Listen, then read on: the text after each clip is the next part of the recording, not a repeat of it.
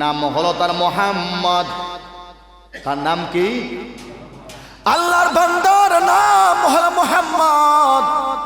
আল্লাহর বান্দা রমজান মাস আসলে অতীতে যত গুনাহ করছে, গাঁজা খাইছে, বিড়ি খাইছে, নামাজ পড়ে না, রোজাও রাখে না, কিন্তু আল্লাহর বান্দা রমজান মাসের খাতিরে আল্লাহর বান্দা রমজান মাসের আগ থেকে সব গুনাহ ছাইরা দিত। সুবহানাল্লাহ। এটা রমজানের সম্মানে, রমজানের সম্মানে। এ মুসলমান, আমরা তো রমজান মাসে মাঝে মধ্যে টাউনে যাই, অনেক হিন্দু ভাইয়েরা আছেন দেখবেন রমজানের খাতিরে আল্লাহর বান্দা মুসলমানের সামনে বিড়িও খায় না, আছে না নাই? রমজানের খাতিরে, রমজানের সম্মানে হিন্দু বান্দা মুসলমানের সামনে তারা দুপুরের খানা খায় না, সকালবেলার খানা খায় না। এরা সম্মান জানাইছে, সম্মান দিয়েছে, এটা রমজানের সম্মান। কিন্তু আমরা মুসলমান, মুসলমানের বাচ্চা আছে, মুসলমানের সামনে একজন রোজাদার, তার সামনে বিড়ি টানে, তার লজ্জা নাই, শরম নাই, আছে না নাই? অনেক আছে। হিন্দু মানুষ যদি মুসলমানের সামনে রমজানের সম্মানে বিড়ি খাওয়া সারে দিতে পারলো, খানা খাওয়া সারে দিতে পারলো, তার কি ফেটে বুক লাগছে না? তার তো ফেটে বুক আছে, হে তো ইচ্ছা হলে খাইতে পারতো, কারণ হে তো বেদিন, তার এই অনুমতি আছে খাওয়ার লাগিয়া। কিন্তু হে রমজানের সম্মানে যদি একজন মুসলমানের সামনে খানা খাওয়া বন্ধ করে নিল, বিড়ি খাওয়া বন্ধ করিল, শত তৃষ্ণা দললেও সে পানি খাওয়া বন্ধ করিল, কিন্তু কি জাত মুসলমানের গরুর মুসলমানের বাচ্চা, এগুলো মুসলমান হয় নাকি শয়তানের বাচ্চা হয় আমাদের আল্লাহ জানে। এই মুসলমানের বাচ্চায়, মুসলমানের সন্তানে মুসলমানের সামনে বিড়ি খাওয়াটা বন্ধ করতে পারে না, বরং রোজাদারের সামনে আরো বিড়িটা আছে না না? আর বড় গলায় মাতে আমি রোজা রাখতাম না, তোর সমস্যা কি? আল্লাহ আমার আজাব দিলে দিব না, এরকম আছে না? নিমো হারাম খার খানা খারে তো নিজে বুঝেন না।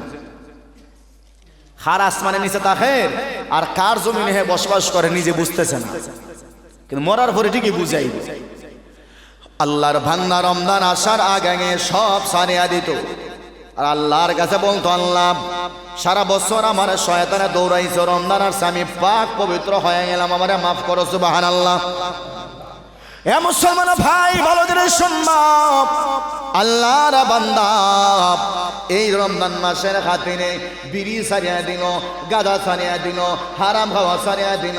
ওর আল্লাহর বান্দা শোনো, ওই রমজান মাসের খাতিরে আল্লাহর বান্দা হারাম উপার্জন ছাড়িয়ে দিল। আল্লাহর বান্দা রমজানের কতদিন পরে মারা গেল। স্বপ্ন যুগে আল্লাহর একজন বান্দা, তাকে স্বপ্ন দেখলেন ওই মুহাম্মদ আল্লাহর বান্দা জান্নাতের মাঠের মধ্যে ঘোরাফেরা করতেছে। সুবহানাল্লাহ।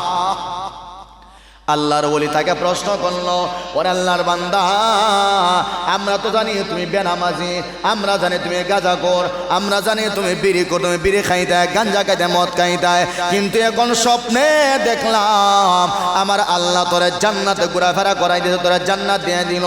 এটা কেমনে দিল, কি কারণে দিল? এবার আল্লাহর বান্দা এবার বলে, ওরে আল্লাহর বান্দারা শোনো,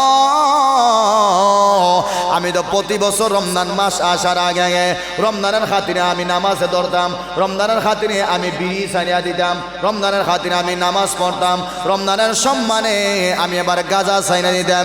এই যে আমি একজন বেনামাজি হওয়ার পর রমজানকে আমি সম্মান জানাইলাম, রমজানকে আমি সম্মান দিলাম, রমজানের রোজাদারকে আমি সম্মান দিলাম।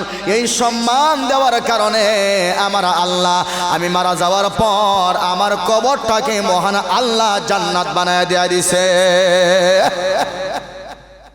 কিন্তু আমরা মুসলমানের কাছে রমজানের সম্মান নাই। সারাদিন রিক্সা বাই, সারাদিন রিক্সা বাইয়া জোহরের পরে লাল পর্দা সরাইয়া দোকান উদ্বোধন করে, আছে না নাই?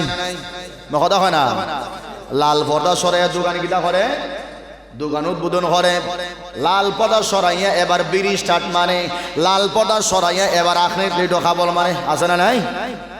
সারাদিন রিক্সা বাই, সিএনজি বাই, কিন্তু দেখা যায় দুপুরের পরই তার দরিলিস। এবার পর্দা সরাইয়া হে কিটা করে, উদ্বোধন করে, খানি উদ্বোধন করে। তাদেরকে মহান আল্লাহ কি পরিমাণ আযাব দিবেন। দুনিয়াতে তো আযাব আছেই, মরার পরও জিল্লতি আছে না নাই? দুনিয়া তো জিল্লতি আছে, মরার পরও জিল্লতি অবশ্যই আছে। এজন্য বলতেছিলাম, আমরা যারা সারা বছর বিড়ি খাইছি, সারা বছর আমরা যারা গাঁজা খাইছি, ইয়াবা খাইছি, আমি প্রায় সময় বলি যারা আমরা এতেকাফ বয়, শরম নাই বিষয়টা, শরম হইয়া লাভ নাই।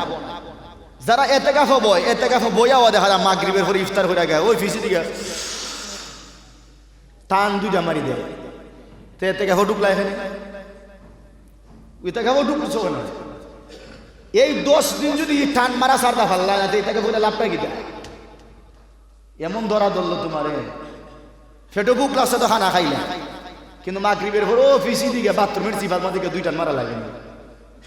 কেউ যদি টান না মারলে আমার হুশ ঠিক থাকে না, না এটা ঠিক না।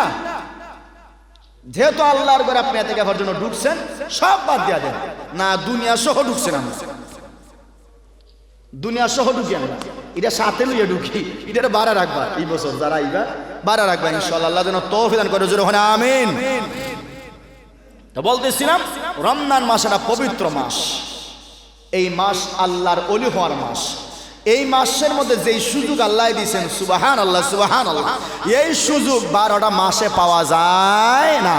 নবীজি বলেন এই মাসটা হলো আল্লাহর মাস। আল্লাহ রাব্বুল আলামিন বলেন বাকি রে বনি আদম আমল যেটা করে, এটার আমল 10 গুণ থেকে 700 গুণ পর্যন্ত বাড়ায় দেয়, কোনো সমস্যা না। কিন্তু রমজান মাসে রোজা যে বান্দা যেটা রাখে, এটা একমাত্র আমার জন্য। সুবহানাল্লাহ হইতে হয় না, একমাত্র কার জন্য? আল্লাহর জন্য।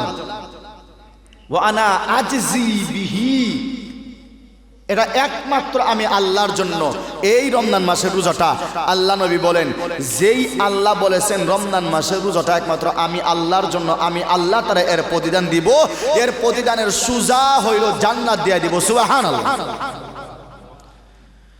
যদি আপনি রমজান মাসের হুকুম আহকাম মানিয়া যদি আপনি রোজা রাখতে পারেন, রমজান মাসে জবান কন্ট্রোল করতে পারেন, রমজান মাসে আপনি হালাল খাইতে পারেন, তাইলে কিন্তু আপনার রোজা কবুল হবে ইনশাআল্লাহ। এই রমজান মাস কিন্তু না, এই রমজান মাস আসার পরও আমরা হালাল ইনকামের আমরা দ্বারে যাই না, হারাম উপার্জন করি। ভাই হারাম উপার্জন করার পরে খানা খাইলে না, না আপনার এই হারাম উপার্জনের হারাম খানা যখন পেটে যাবে, রমজান মাসে রোজা কবুল হবে? কবুল হবে না। এই জন্য এখানে আমরা যারাই আসছি, সামনে রমজান মাস, এই রমজান মাসকে উপলক্ষ করে আমরা এখন থেকে আমরা তৈরি হওয়ার দরকার আছে না নাই? এখন থেকে তৈরি হওয়ার দরকার আছে। আমরা কিতা খাইমু, কিতা জহরমু, কেমনে কিতা হরমু, সব আমরা রেডি আসতে এক মাস আসতে। কিন্তু সামনে রমজান মাস, আমি আমার পরকালের নাজাতের স্বার্থে, পরকালের মুক্তির স্বার্থে, আমি পরকালের আমার কল্যাণের স্বার্থে এই রমজান মাসে আমি এক ওয়াক্ত নামাজ আমি বাদ দেব না। এই ওয়াদা করতে পারবেন তো ইনশাল্লাহ? পারবেন তো ইনশাল্লাহ?